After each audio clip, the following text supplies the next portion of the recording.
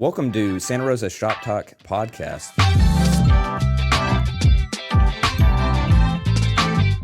This is our first ever episode, and we're just excited to be here. We're gonna have this new kind of forum to be able to share some information going on in all things Santa Rosa County, but just hopefully in a more kind of entertaining way and just a long form area that we can share some stories and share some information and share some context to different things going on in the county. So today, for our very first episode, we have our team, my bosses, the Santa Rosa County Communications and Media Relations Department, PIO and Assistant PIO. So I'm going to let you guys introduce yourselves, and then we can just kind of get into what our department does.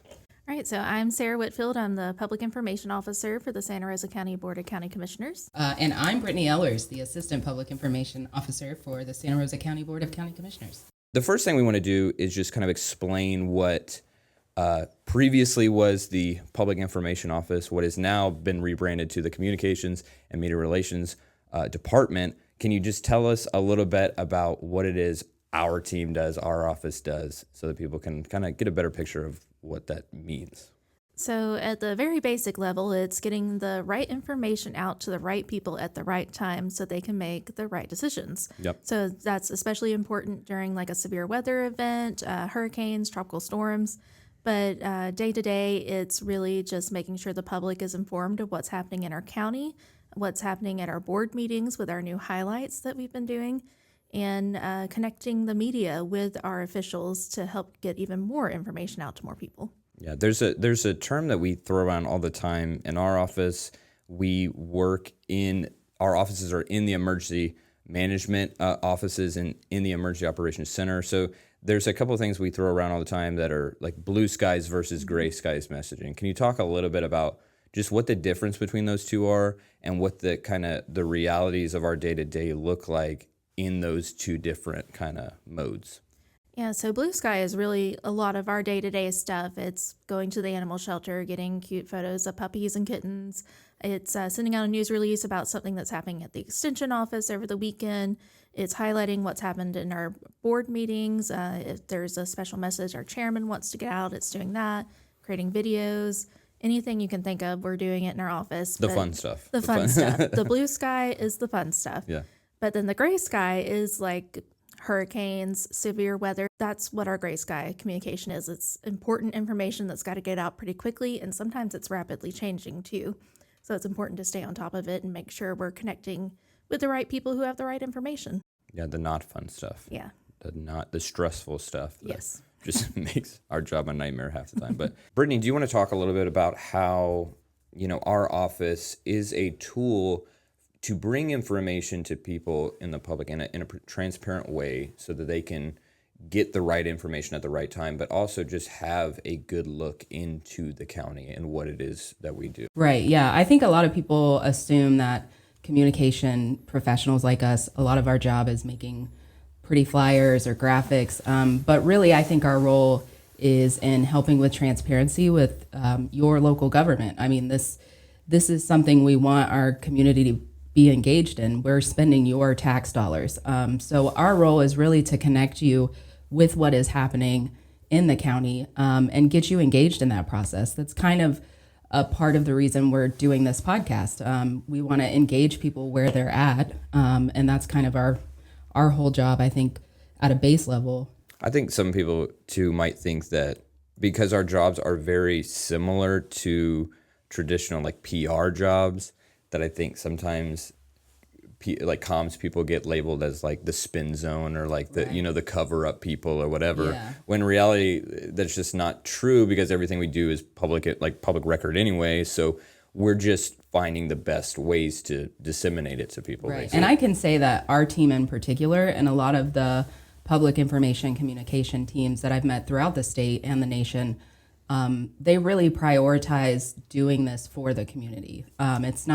We're not here to spin anything for our elected officials. We just all have a passion for local government and making sure that we're doing what's best for our community. So that's kind of what our day-to-day mission is to connect our community to what our awesome staff is doing every day for them. About that too is that I feel, since I've been here, that we don't have leadership or directors or whatever that are constantly trying to like spin stuff. They're interested in wanting to bring the best information to people too. So I think that we're really fortunate to have people that sometimes even when there's tough information that needs to be put out, they understand that obligation to our residents, and they want to just help us find the best way to do that in a way that's not gonna panic people or whatever. It's just going to be the best way to do it. Right. And I would say that spin is kind of a myth in the communication PR field in general, even in the private sector. I mean, when you are going to college to be a communication professional, they're not teaching you to lie to people. Yeah. They're saying to you, you know, it's best that you come out with the truth because it's going to come out anyways. Yeah. And, you know, I think a lot of the TV shows, you know, like, what's the one with, what's her butt? We won't put that part in.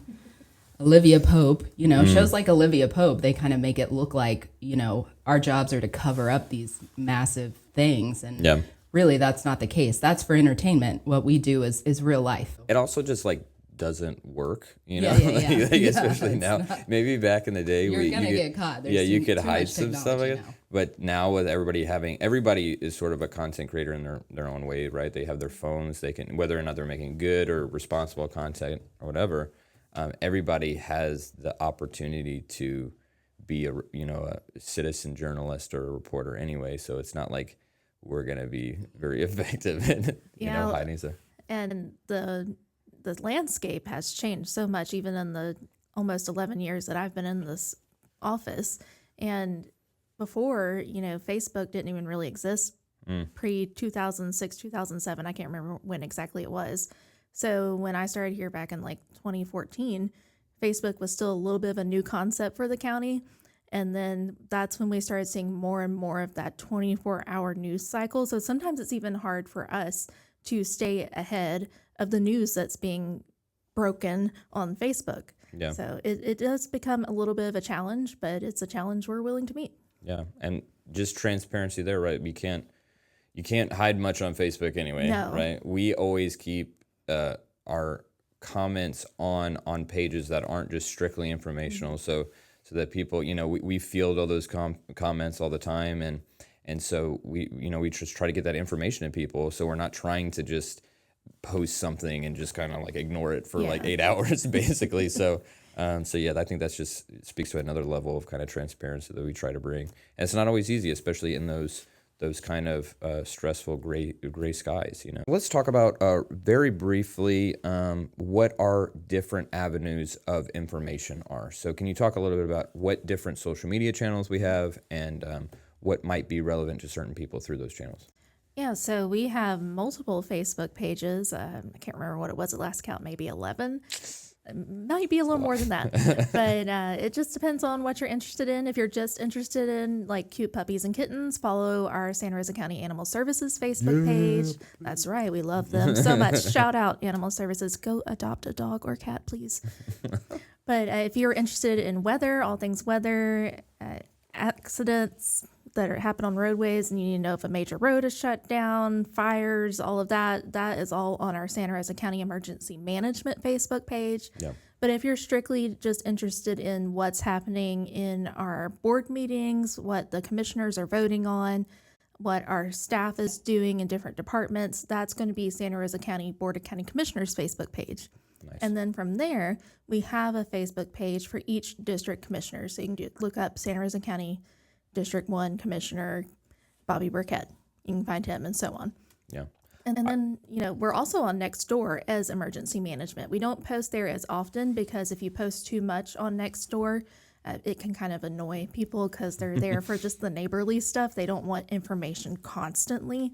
And then we are also on Instagram with the Santa Rosa County Animal Services. So we have multiple avenues to get information out to the people. Yeah, I do think the benefit is, I remember during the whole Snowmageddon thing, we were posting the weather updates on BOCC, Emergency Management, and Animal Services but we were turning off the comments and directing everybody to the emergency management. So I think if you're looking for a place for like constant updates during those gray skies or during the emergency type severe weathers or whatever, what's cool is we can use those different channels kind of simultaneously to get information out. So just know too, if you don't want to follow 3 or 4 different accounts, then we're going to try, especially when something's severe going on, we're going to try our best to make sure that you're getting the information at any one of those channels that is kind of relevant, and just kind of use those as platforms to reach more people. So Yeah, and also our library system is on Facebook. yeah, They've been on it for a few years now. They run their own Facebook page. Every now and then we jump in if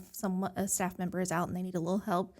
Our Veteran Services Office is on Facebook. That's very new, and they're doing a really great job trying to get some information out to, I guess, our younger veterans, because we don't really see our older veterans a lot on Facebook.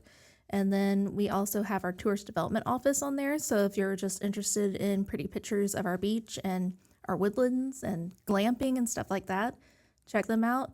And then our Economic Development Office is also on Facebook. So if you're interested in what's happening in the economic development world just in our county, make sure you give them a follow too. yeah. So Brittany's going to tell us a little bit later about different ways to get connected as far as information goes that are outside social media. I know that not everybody likes social media or is on social media, so she's going to cover that a little bit later. But can you talk a little bit about, some people might not realize that you deploy on different emergency situations, like if it was a hurricane or whatever. Can you talk a little bit about your deployment experience and what was that like?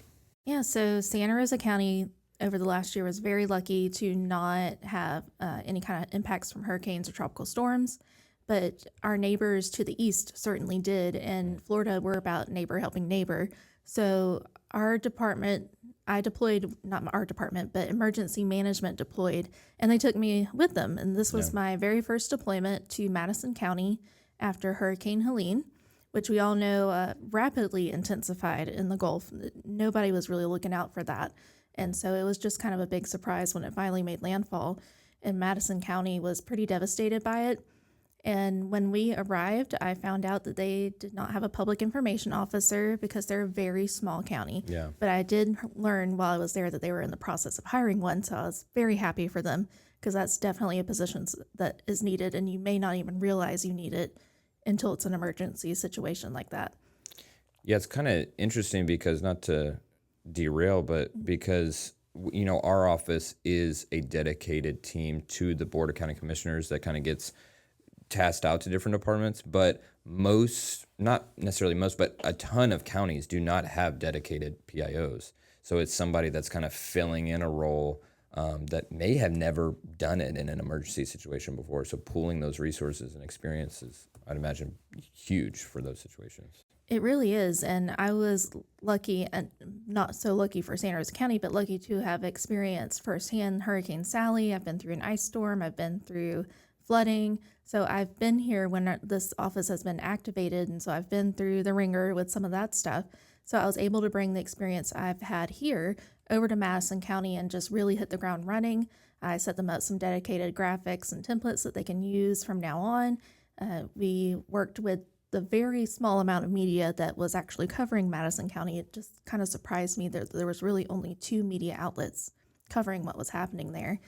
And then learning their emergency notification system, which they actually use a little bit on blue sky days too, because that's just one of the only ways that they have right now to get that information out. Yeah. So it was just very interesting coming into a county who did not have a PIO and being that person when I got there, and having to learn very quickly kind of the nuances of their department and the community around them, and going out into the field and getting pictures and making flyers and distributing flyers to those locations, because also power was out to almost the entire county at that time. Yeah. And I'm going to take an opportunity just to hype up on Boss a little bit. If you don't know, like, when there's storms and tornadoes going on, if you see comments coming through at 2 a.m., they're not automated comments. That's like Sarah just staying up through the night. I mean, so often she just stays up till 2, 3 a.m., then comes in the next day to do the whole recovery messaging of everything. So, I mean, it's just incredible the way that she kind of dedicates herself to getting information to the public. So if you see somebody posting and answering your comment, it's her. It's not a whole team of people. It's sort of our team, but it's only a couple people sometimes in those situations that are answering all those information, fielding all those comments. I mean, I think looking back at the Snowmageddon thing, we had like 2 million views on across our platforms on Facebook, which again, we were all directing towards emergency management. So we had hundreds and hundreds and hundreds of comments to field and people asking different questions. So I think it's also important to talk about how it's important to know the right channels, right? Like there's just certain things that we as the Santa Rosa County comms team cannot answer, right? There's certain other PIOs or certain other channels that people need to go to. So can you talk a little bit, you want to talk a little bit about like which places that we need to go, that the public needs to go to find the right information, be it, sheriff's office or school district or whatever? Yeah, well, I would like to start out by saying that Sarah has set a really high bar because she is so experienced and she's lived in Santa Rosa County her whole life. So she knows almost everything. I mean, I don't want to set a precedent or anything, but she's really good at finding information. She truly cares about, getting people the right information. But with that, sometimes people can kind of think that we do know everything when in fact we don't.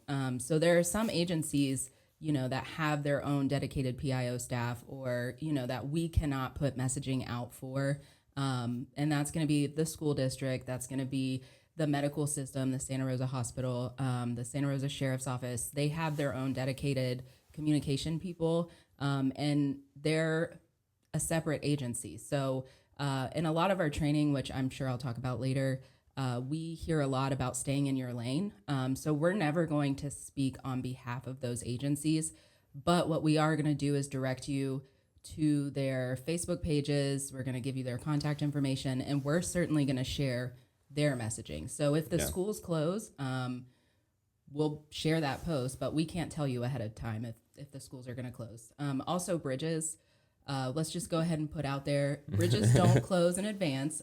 They have to meet a certain threshold. I'll let Sarah talk about that because I can never remember the exact miles per hour. But we don't close bridges at the county level. So here you go, Sarah. I will say before you hit on that, like we have to always answer comments in a professional kind of way. So when we say, Santa Rosa County Public Information cannot speak on that. It's not that we're trying to cover something up. We just don't know. Sometimes we just don't. And we're not gonna go in the comment and be like, I don't know, lady. You know what I mean? But so just know that we're trying to work with those channels as in that moment the best we can. But yeah, sometimes we just have to reach out to other people to figure out the right stuff. I mean. Yeah, and on bridges, Brittany started out very well. It's a hot topic, bridges. It is a hot topic. Even this week with the severe weather, we did have someone ask if the bridges were going to close in advance of the storm coming through. And what we tell people is bridges never close in advance, just like Brittany said. Yeah. Not all bridges close at the same time. And sustained winds have to be above 39 miles per hour for us to close a bridge. And also, we don't close them. Law enforcement does. Oh, okay. Gotcha. Yeah. It's, I'm going to do one more plug for Blue Skies messaging. I think this is why it's important to follow our channels, follow different channels on your normal day-to-day basis, because if you're just trying to figure out all the information when a storm's happening or in an emergency, you're not going to be used to all the verbiage that we use on a normal basis. You're not going to have the context of seeing multiple times, oh, we don't close the bridge, somebody else closed it. So I think it's really important to stay proactive in your communications kind of plan and messaging to make sure that when you see messaging that comes out as a resident, you can understand the context, you can understand what's going on. All right, and we're gonna talk about some different channels, but as you see, Sarah's not here. She had to step away for a minute to answer a media request, so she'll be back in a second. But sometimes, as you see, she's here 1 second, then she has to disappear. This is not a staged thing. This is actually what happened. It's a 24-hour, 7 days a week job. Yeah. And I mean, I think now that we have a team, Sarah has a team, you know, Mike and I really try to step in to give her a break, because that could break a person being on call all the time. But yeah, you always have to answer the phone. So Yeah. So she'll be joining us back soon. Oh, there she is. She's coming back in.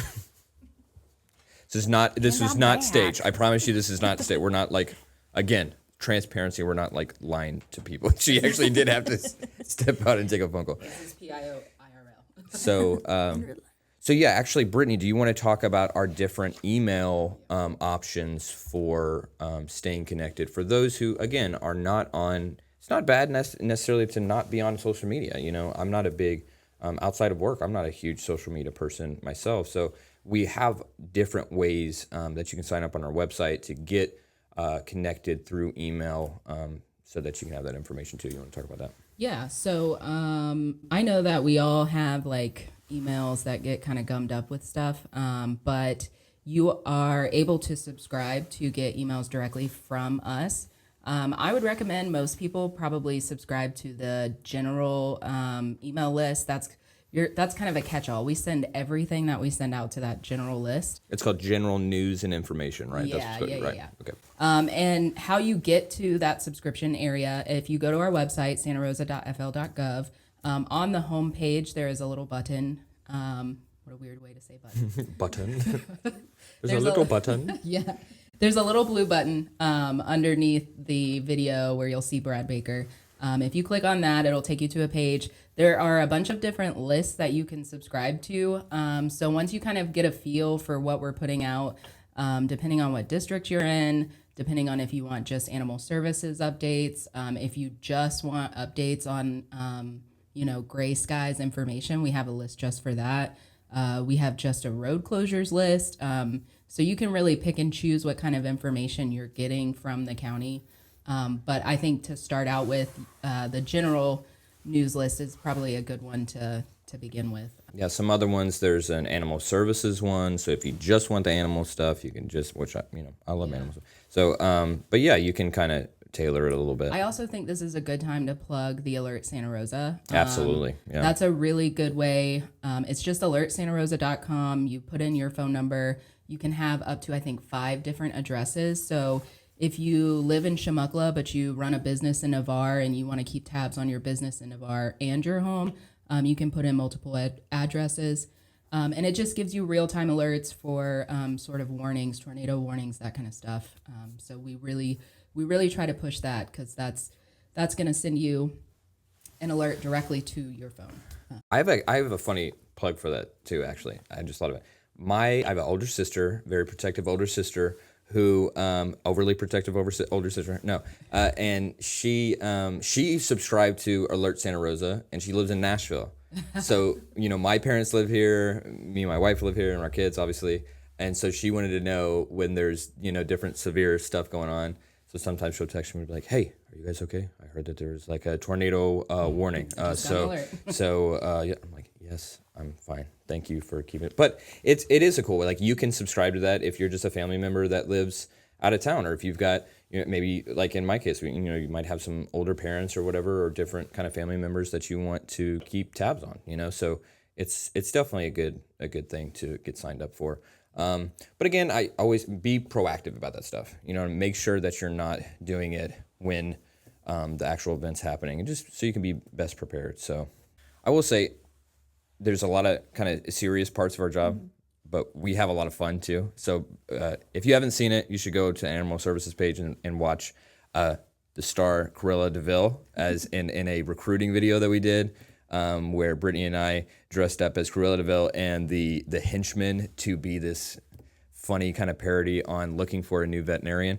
But there's just kind of funny moments that happen in comms as well. Sarah has one like very kind of interesting real story, and then one about a crab claw cracker patent call that you had one day, apparently. Yes. So sometimes people think we are customer service. Sometimes they think we are the catch-all for every single bit of information on the United States of America. Yeah, And which is so- accurate. I mean, it's so Yeah, accurate. Yeah, I just never sleep, obviously, Yeah. because I'm just learning all this new information. you're actually the comms rep for the Gulf of America, I think. That's right. That's Yeah. right. That's Yeah. right. Yeah. So one day I had this call from this gentleman. He's a very nice gentleman. And he was trying to track down the patent information for a crab claw cracker. And I was like, okay. Like the thing that you squeeze to get the Yeah. meat out of the crab. Yeah. It was the weirdest call I've ever had, I do believe. I thought maybe someone was pranking me at first, but it was a very real call. Yeah. And I legitimately stayed on the phone with that gentleman for 20 minutes trying to track down this patent. And finally, I had to tell him, I'm not really getting anywhere. I can't find it. He's like, oh, it's okay. I just appreciate you just taking the time to even try. And I'll just keep looking. And I was like, all right, we'll have a very nice afternoon. Yeah. I didn't want to tell you. That was my dad. No, that would be, I wouldn't have got the job. No,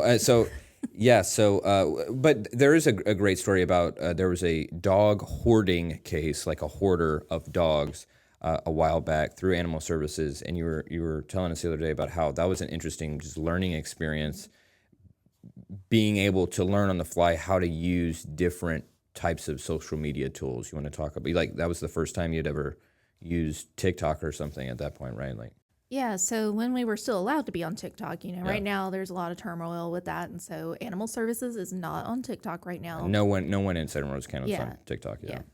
But at the time, it was 2022, we found out about a hoarding case. It was honestly someone who had good intentions, but it just got a little out of control. They ended up having 80 dogs in their home. Golly. And some of them were not in very good condition. There was some mange and things like that. Some were a little malnourished.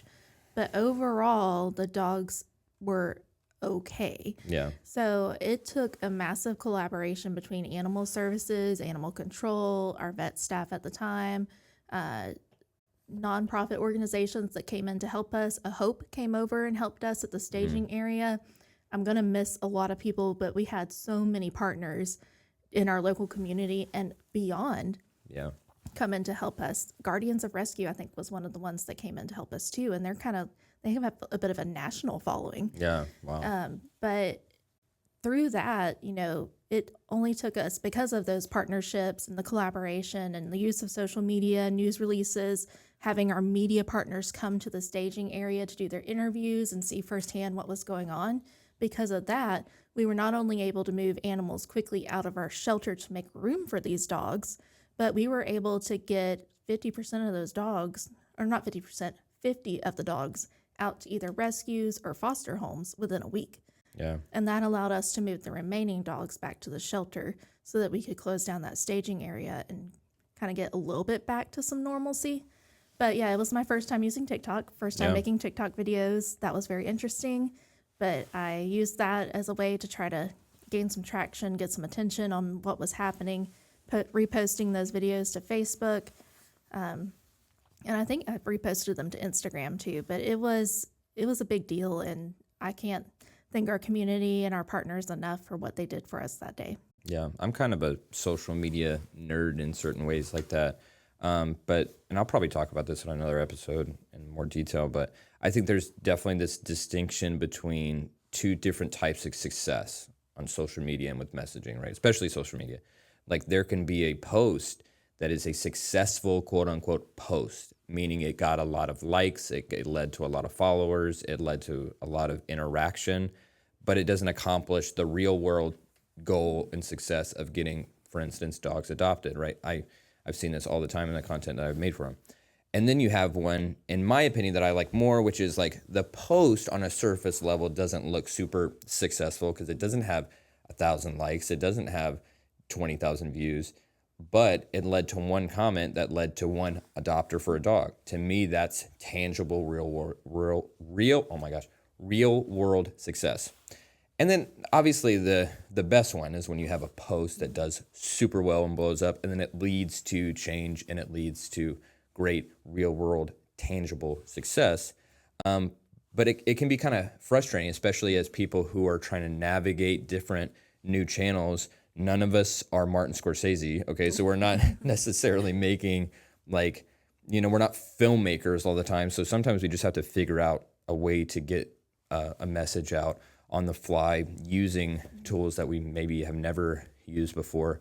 So with that, I think that, our office, our team especially, and a lot of people at the county are very open and receptive to new ideas. This whole podcast, Shop Talk podcast, is just a new idea that we're trying out to hopefully bring information to people in a newer, more fun way. Hopefully we'll be able to get all kinds of community members on and different community leaders on to talk about different stuff. So that being said, we want to hear your input as far as what we can do to do better, what new things we can try. Some things we're not going to be able to try. It's just the reality, of working in government. But we do want to take public input seriously on the things that we do. So I appreciate, I know it's just our little family here that we have on the podcast for the first, but I do appreciate you guys coming on to talk about your different experiences. And hopefully you'll see each one of us maybe as a host at different times for different episodes. So thank you for joining us on Santa Rosa County Shop Talk podcast. I hope it was mildly entertaining. If not, this is the best that it's going to get. So I'm just kidding. So thank you, and we'll see you next time.